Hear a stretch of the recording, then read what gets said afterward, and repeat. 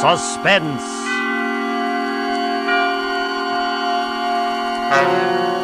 Tonight, Roma Wines bring you a suspenseful play by Dashiell Hammett called Two Sharp Knives, and starring John Payne and Frank McHugh. Suspense. Shortly after 2 a.m., a poker game was breaking up at Ben Camsley's, the doctor coroner of Deerwood City. Scott Anderson, Deerwood's efficient chief of police, and Wally Shane, his easygoing assistant, were just about to leave. Oh, talk about thieves. Our own chief of police committed nothing less than larceny the way he won that last part. Yeah, and having won it, I noticed he's losing no time in making off with the swag. Shucks, why don't you boys just break down and admit you don't know how to play like old Professor Scott here? What? You couldn't win a poker hand if it was on a punch board. It's a good thing he's chief of police. Come on, Wally, let's get out of here before these amateurs break my heart. Okay, Scott, anything you say. Where are we heading for, Chief? Just across the street, Wally. Railroad station. Oh, shucks. Aren't you afraid of the excitement? Don't you think that watching the 211 come in is apt to be too much for your blood pressure? Well, if it is, Wally, you can always carry on. You've been a fair imitation of an assistant to me for some time now. Yeah? Yeah. If anything happens to me, you'd be chief. Don't worry, it won't be any harder for you to fool the public as chief. Hi, Elmer. Hi. Oh, howdy, Scotty. Well, hello, Wally boy. Hi, Elmer. Say, it's kind of late for you bigs to be around, isn't it? Oh, I don't know. We sort of figured we'd put the town to bed tonight. How's the 211? On time? Right on the nose, Wally, right on the nose. She ought to be blowing for the bend in just about, 3 seconds now. By golly, she fooled me. She's early. That's her now. Why, you expecting anyone on us, Scotty? No, Elmer, I'm not expecting anyone. Wally and I just thought we'd mosey over and watch her come in, that's all. You know, Elmer, you can never tell who might get off, though. Jesse James or Jack the Ripper, or even your Aunt Gussie. Yeah, I guess you're right, Wally. Well, here she be. Pardon me, gents, but I gotta be rolling the wagon out to the bagel store. Good. Hi, Elmer. How's it going? Oh, I can't complain, Cap. Well, maybe you can, Elmer, but I sure can. You hold us up with that freight there. How much more? No. This is the last piece now. Oh. Well, there you are, Cap. It's all done. Okay, see you tomorrow, Elmer. Good.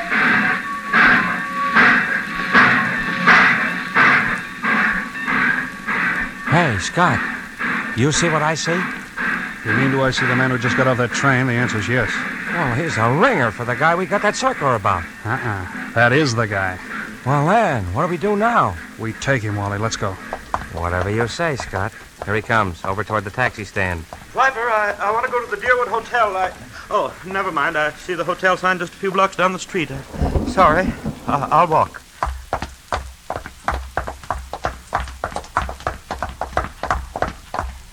Hello, Ferman.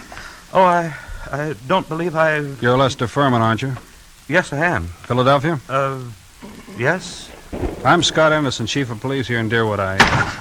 What's happened to her? Happened to who? Oh, no, you don't. If you think you can pull that sort of stuff with me, you're very much mistaken. Look. Okay, take Scott. It. You silly... Let me get a crack at that mug. Wait a minute, gentlemen.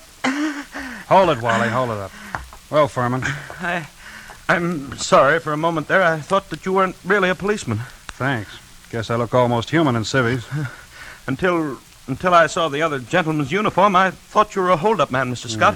Then never mind the thanks. It was silly of me. I'm sorry. Well, let's get going before anything else happens. Are you taking me to police headquarters? Mm-hmm. What for? Philadelphia. I don't think I understand you. You understand you're wanted in Philadelphia, don't you? I'm wanted in Philadelphia? Yeah. Got a cigarette? Huh?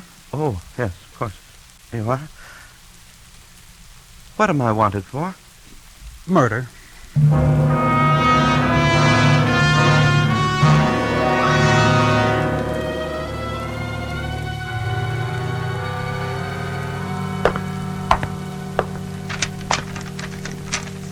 Here we are. Here's the circular on Lester Ferman. It was sent out by the Trans-American Detective Agency in Philadelphia. $1,500 reward for the arrest and conviction of Lester Ferman, alias Lloyd Fields, alias J.D. Carpenter, for the murder of Paul Frank Dunlap in Philadelphia on December the 8th, 1942. Oh, no. Take a look at it. Well, It's a lie. you're Ferman, aren't you? Yes. The photograph reproduced in the circular is a picture of you, isn't it? Yes, it is, but I can't understand. Here. You better sit down. Well, what we got here? We got Lester Ferman. Oh, that Philadelphia. You lucky stiffs. Now you and Wally spent $1.50 reward, though. Jeez, I've never seen nothing like it. If it ain't vacations in New York at the city's expense, it's reward, Moolah. George, someday, if you don't remember you're the jailer around here and not the DA, you're going to be wearing your teeth on the outside of your lip, and I'll be the guy who arranged it that way. You understand? Oh, just 'cause you caught a guy who's hot in Philadelphia. It's a lie. I never killed anybody. I won't be framed. I won't be Oh, framed. shucks. Take it easy, Ferman. Save it for the Philadelphia police. We're just holding you for them. If anything wrong, it's there, not here. But it's not the police. It's the Trans-American Mr. Anderson, I suppose you're sure there's nothing I can do. There's nothing anyone can do till morning. All right, George, you take Ferman now and lock him up. Come along, darling. We ain't had nobody in our little hoosegow for 3 days running. You'll have it all to yourself, just like a suite at the Ritz. Well, good night and thank you. Make him as comfortable as you can, George. If he wants anything set in, okay. He's valuable, huh? Now, if some bum didn't mean a nickel to you, maybe I ought to take a pillow off my own bed for him. And nuts. He's just like the rest of them to me. Shut up! Perhaps you forgot my remark about your teeth a while back, George. Any day now, I'm going to forget your uncle's county chairman and throw you back in the gutter just to see how high you'll bounce. Remember that. Do all the talking you want, but do what I tell you. Oh, shucks, Scott. George don't mean nothing. He's just money mad. Okay, I'm going home now. If it's anything urgent, I can be reached there. But I don't want to be disturbed unless it's urgent.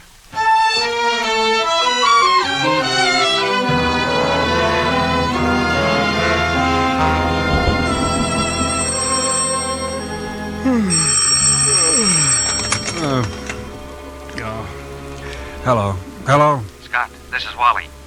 Yeah, Wally? Oh, what time is it? It's 5 after 6 in the morning, and you'd better come right down, Scott. That fellow Ferman's hung himself. What? Hung himself? Yep, by his belt from a window bar. Deader than a mackerel. I'll be right in, Wally.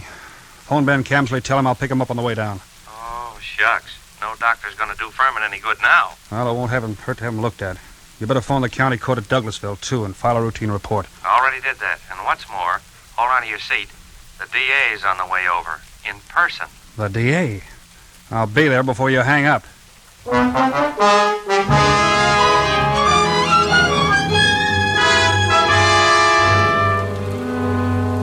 For Suspense, Roma Wines are bringing you as stars Mr. John Payne and Mr. Frank McHugh, whom you've heard in the first act of Two Sharp Knives by Dashiell Hammett, which is Roma Wines' presentation tonight of Suspense.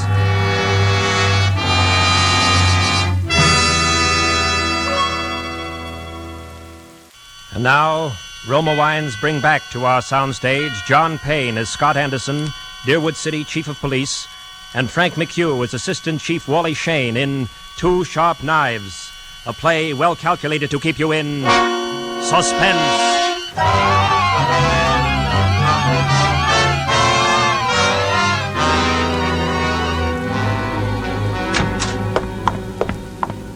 Come on in, Chief. Good old Ted Carroll, the DA's here. And he's plenty hot under the collar. Yeah, what's he burning about? Oh, he's just mad. He's run up quite a phone bill for us, too. Been calling Philadelphia every couple of minutes since he got here. What kept you so long? I couldn't get my car started. Well, let's go in. Hello, Ted. Listen, Scott, what is all this? Oh, what? This fiddly-dee, this hanky-panky. I suppose you mean Ferman. Wasn't it suicide? Sure, it was suicide. I just telephoned Trans-American, dug a guy out of bed there. They phoned me just a few minutes ago and said they'd never sent out any circulars on Ferman. Oh? They didn't want him for murder or anything else. All they knew about him was he used to be a client of theirs. I don't know what to say, Ted. I don't either. What on earth kept you so long, Scott? Car stall. Came as quick as I could. Well, what makes you so edgy, Ted? Oh, nothing. I guess it's just the district attorney in me. Oh, shucks. Gents, if you're not careful, you're liable to give the impression that you two don't like each other. Okay, Wally. I'll quit if he will. Tell me what's wrong, Ted. Well, that's plenty wrong, Scott. Everything's wrong. First, that Trans-American thing. They never sent out any circulars about Ferman. And now get this. I talked to the Philly police just before you came in. There wasn't any Paul Frank Dunlap murder down there that they know about. They've got no unexplained murder for December 8th, 1942. What did you get out of Ferman before you let him hang himself? Only, well, that he was innocent. Well, didn't you grill him? Didn't you find out what he was doing in town? Wally, didn't you? Oh, shucks. What for? He admitted his name was Ferman. The circular description fitted him. The photograph was him. Trans-American Detective Agency supposed to be on the level. Philadelphia wanted Ferman. We didn't. But, Scott... Oh, sure, Ted, sure. If I'd known he was going to hang himself, but then if your aunt wore pants, she'd be your uncle. You said Ferman had been a client of Trans-American. Then tell me what kind of a job they were doing for him. Well, his wife left him a couple of years ago, and he had them hunting for her for 5 or 6 months, but they never found her. They're sending a man up here tonight to look things over. Yeah, huh? Yes. And I might as well tell you, Scott, they're going to raise plenty of trouble over this. Yeah, I know that, Ted. There usually is trouble when somebody dies in a jail cell.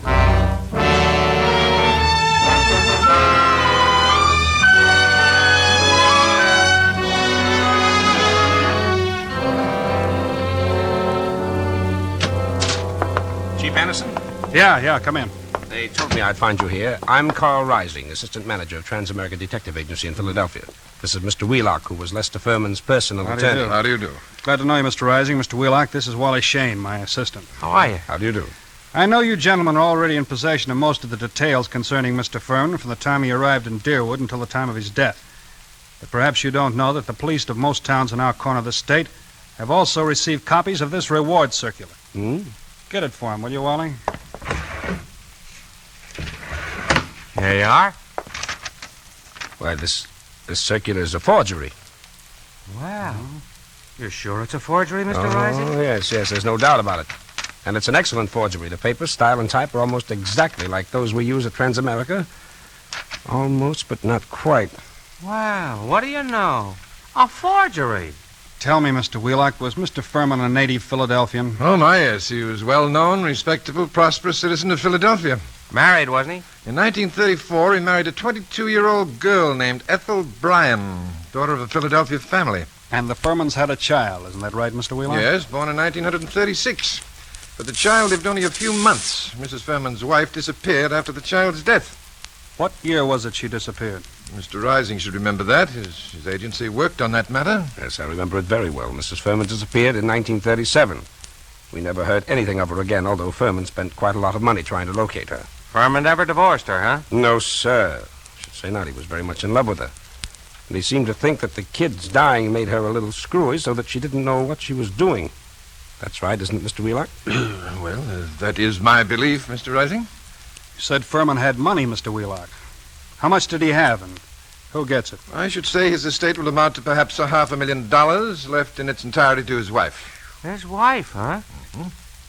That's quite a handy sum for anyone to have, huh, Wally? Yeah. Tell me, do either of you know why Ferman came to Deerwood? No. Oh, shucks. You were his attorney, Mr. Wheelock. Don't you know if he told his servants or his office employees or someone why he came here? I know of no one of whom he told, and I can't see that these questions of yours are getting us anywhere. Why do you persist in asking them? Because, Mr. Wheelock, everything shows that somebody framed Ferman into the Deerwood jail. And that frame-up drove him to suicide. Nothing shows anything else. And there has to be something else. A lot else.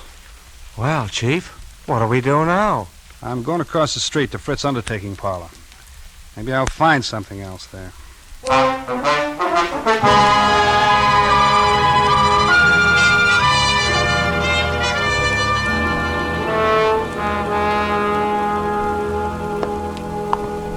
You find anything at the undertaking parlor, Scott? Nah, not much. Well, I was over there myself just after you left, and I did.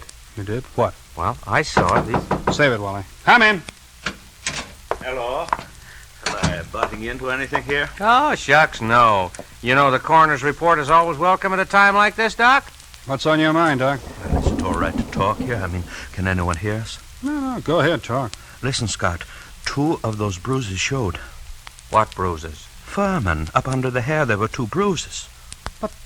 Why didn't you tell me? I am telling you, Scott. You weren't here when I made my examination. You were off chasing some stick-up hoodlums. This is the first time I've seen you since then. But why didn't you spill the stuff about Ferman's bruises when you were testifying at the inquest, Ben? I'm a friend of yours. Do I want to put you in a spot where people say you drove this fellow to suicide by third-degreeing him too rough? Oh, shucks, Doc. You're nuts. How bad was Ferman's head? Well, that didn't kill him, if that's what you mean. There's nothing the matter with his skull, just a couple of bruises that nobody would notice unless they parted the hair. It killed him just the same. You and your friendship that... Hello. Yeah, Fritz. A couple of ladies? Who are they? Oh, okay, I'll wait. I've got to run along now, Scott. Okay, I'll see you later. Right. It's Fritz at the undertaking parlor. A couple of ladies want to see Ferman's body. He's going to ask why. That's what I was going to tell you, Scott. When I was over there, I saw... Hello. Oh, are you one of the ladies who wants to see... You're Ferman's wife. Mrs. Ferman, Oh, then by all means, Miss Ferman. Only when you're through over there, I want you to come over to my office. I've got some things I want to ask you. Right.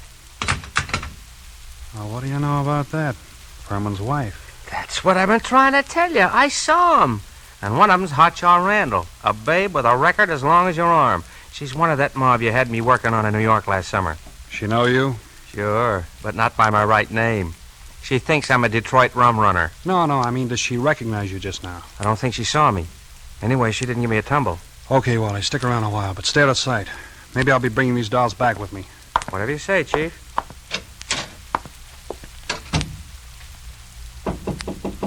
Come in. Chief Anderson? That's right. Mrs. Ferman? Yes. This is my friend, Mrs. Crowder. Mrs. Crowder. Thought your name was Randall. What do you care, Chief? I'm not hurting your town any. Okay. Now, before anybody says anything, I want to tell you something. Ferman didn't commit suicide. He was murdered. Murder? My husband murdered? We got alibis. We were in New York. We can prove it. You're likely to get a chance. How'd you people happen to come down here? Murdered. Who's got a better right to come down here? She was still his wife, wasn't she? She's got a right to look out for her own interest, hasn't she? Yeah, that reminds me of something. Excuse me just a second. I gotta make a phone call in the next room. Oh, murdered. Oh, take it easy now. Hey, Hamill. Yeah, Chief? I want you to have someone get hold of that lawyer, Wheelock, before he leaves town and tell him I want to see him. And is Wally around? No, he's not here. He said you told him to keep out of sight. I'll find him for you, though. Right. Tell Wally I want him to go to New York tonight. Send Mason home to get some sleep. He'll have to take over Wally's night trick. Okay. Feeling better, honey, now? Mr. Anderson, do you think I had anything to do with with his death? I don't know, Mrs. Ferman. I know he was killed. I also know he left something like $500,000.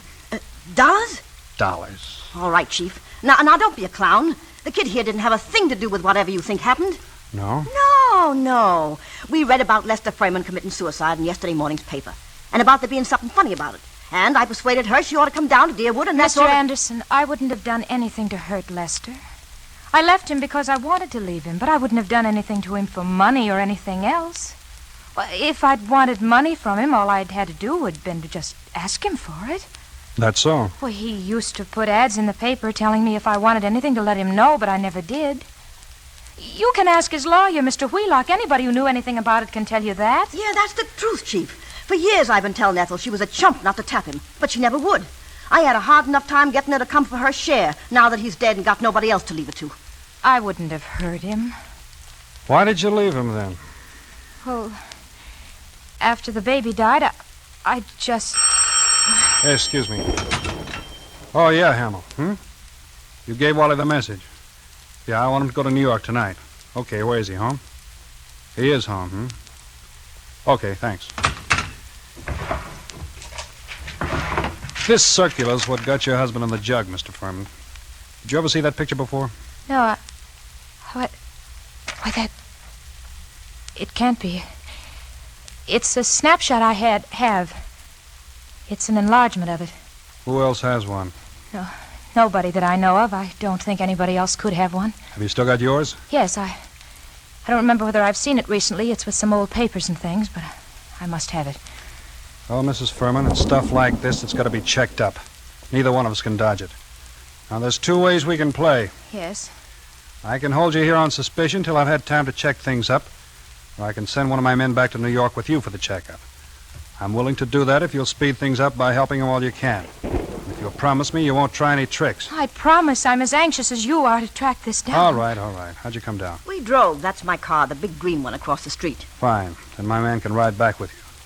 But no funny business. Funny shumminy. What do you expect, her? Huh? Oh, send him in.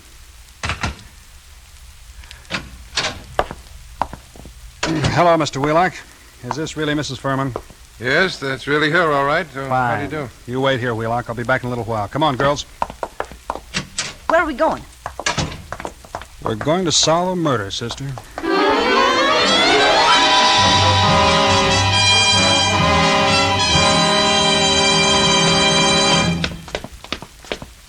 Who lives here?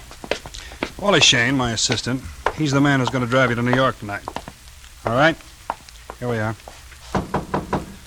Wally? Who is it? Scott, Wally.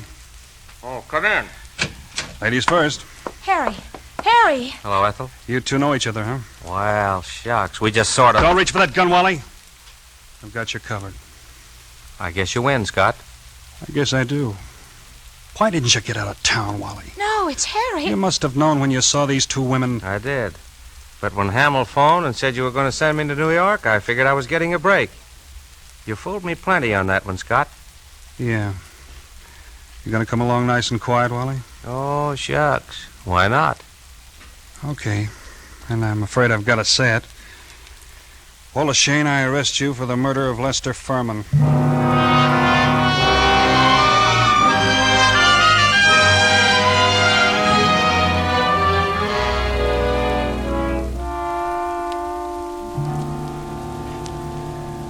You, comfortable in here, Wally? Can't complain. For a cell. Say, Scott. You didn't just stumble on all this, did you? Nope. Ferman had to be murdered by a copper. Only a copper would know reward circulars well enough to make a good job of forging one. Only a copper, one of my coppers, would be able to walk into Ferman's cell, bang him across the head, and string him up. When you told me you knew the Randall woman, well, there it was. What got you like this, Wally? Oh, shucks. What gets most saps into jams? A yen for easy dough. I'm in New York, see, Scott? Working on that Dutton job for you. Then I run into this Ethel Ferman, and she goes for me like a house afire. Like her, too, so that's dandy. But one night she tells me about how much dough her husband's got, and how it would all come to her if... Well, I got to thinking. Thinking what? I think she's nuts enough about me to marry me. I still think she'd marry me if she didn't know I killed him. So anyway, I did it. I swiped that snapshot. I sent those circulars out. To a lot of places, you know, not wanting to point too much to this one. And when I was ready, I phoned Ferman and I told him to come to the Deerwood Hotel that night, and sometime before the next night he'd hear from his wife, Ethel.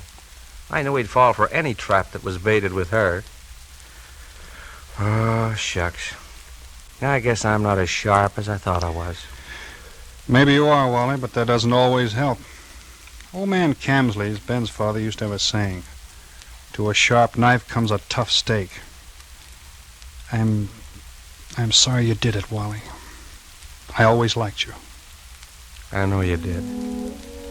I was counting on that too, Scott. But... oh, shucks.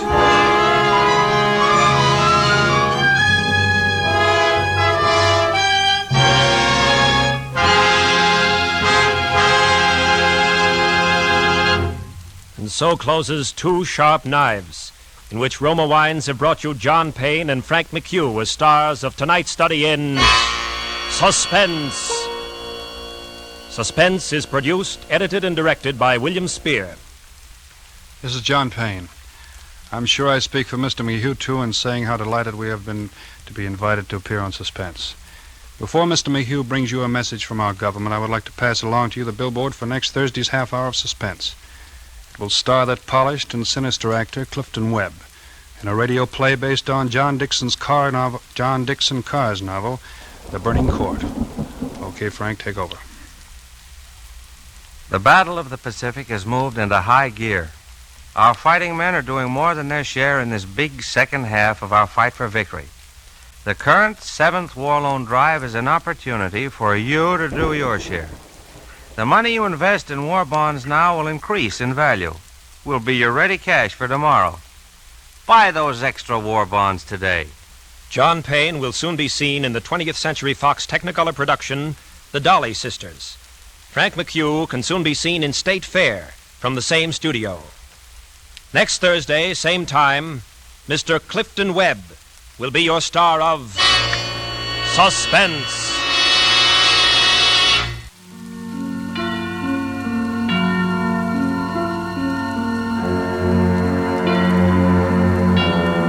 This is the Man in Black.